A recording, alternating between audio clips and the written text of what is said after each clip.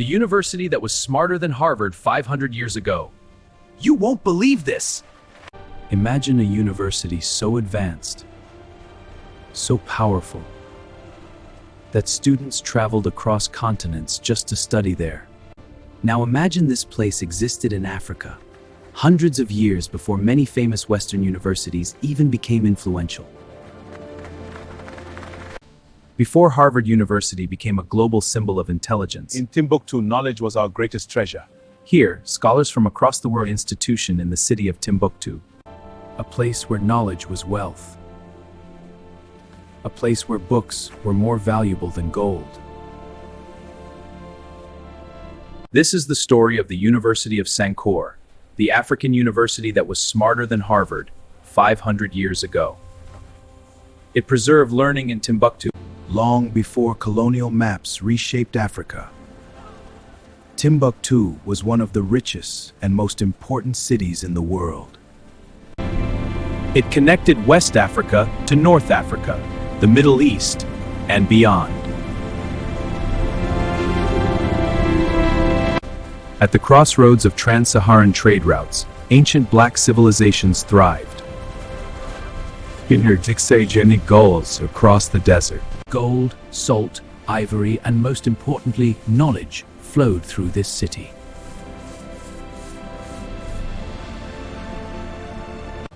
Under the powerful Mali Empire, Timbuktu became a global center of learning. And at the heart of it all stood a remarkable institution, the University of Sankore. Unlike modern universities with lecture halls and campuses, Sankore was different. Scholars gathered under the sun, preserving the city itself. It wasn't just one building. It was a network of schools, scholars, and libraries. At its peak, it had over 25,000 students. Hundreds of teachers imparted knowledge, and thousands of handwritten manuscripts preserved their wisdom. To put that into perspective, Harvard University only had a few hundred students in its early years. But Sankore? It was already a thriving intellectual empire. And these weren't basic lessons. They were advanced academic disciplines. Some of the greatest scholars in history studied and taught here.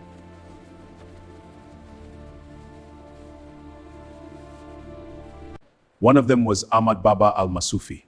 Knowledge is a duty, for it illuminates the path of justice. In these scrolls we find the ancestors, and we build a legacy. Scholars in Timbuktu weren't just teachers. I record our knowledge for the ages. We chart the stars and heal the sick. And we ponder the nature of existence. Their work influenced regions far beyond Africa. In fact, people from Egypt, Morocco, Arabia Traveled thousands of miles just to learn in Timbuktu. The journey was long, but the knowledge here is worth every step. Because Sankore wasn't just a school, it was the Harvard of its time, but even more advanced.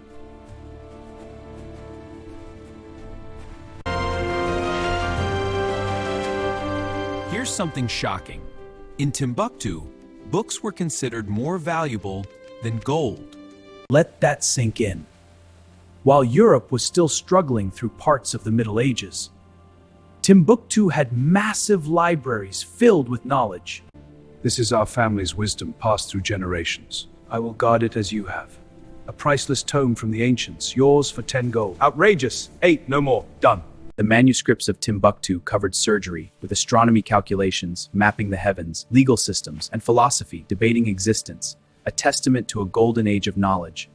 Colleagues, I propose the sun is the center, with earth in motion around it. Blasphemy, the heavens are fixed, as I taught. This truth will be known centuries from now, a fool's dream. This wasn't just education. This was a civilization built on intelligence. Let's compare. When Harvard University was founded in 1636, Sankore had already been active for centuries. But the differences go deeper. At Sankore,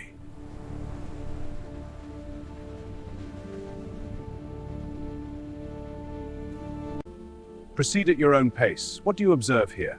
The pattern suggests a cycle, is that correct? Precisely. Now consider its broader implications. Through harmony. Reflect on this. There were no rigid semesters or standardized tests. Instead, students had to master knowledge deeply before moving forward. I understand, teacher. Then continue. Graduation wasn't about passing exams. It was about earning recognition from respected scholars. You have shown great wisdom. We recognize your achievement. In many ways, this system was more advanced than modern education. In many ways, this system was more advanced than modern education. So what happened? How did such a powerful center of knowledge disappear? the answer lies in one tragic moment: the Moroccan invasion of the Songhai Empire. Everyone not for our homeland! The empire falls. Victory is ours.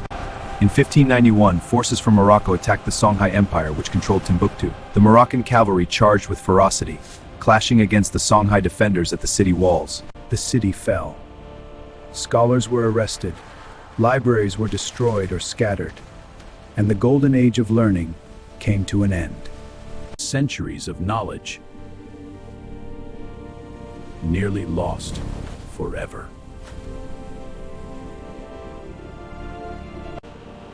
But here's the incredible part. Not all was lost. Thousands of ancient manuscripts survived. Today they are preserved in places like the British Library in London, the Vatican Library, and the Library of Congress in Washington. These documents prove something powerful. Their wisdom reshapes our history, affirming Africa's intellectual legacy. Africa was not just rich in resources. It was rich in knowledge, science, and innovation. The story of the University of Sankore reminds us that the pursuit of knowledge is a timeless human endeavor, and that intellectuals' contributions to global scholarship endure. Greatness is not new to Africa. It has always been there.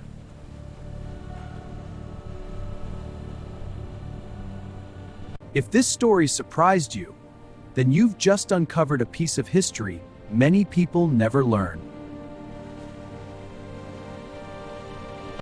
Africa's ancient history is a testament to human achievement. From Egypt's pyramids to Timbuktu's libraries, its knowledge reshaped power. If you believe Africa's history deserves more recognition. Because history isn't just about the past. It's about understanding who we really are.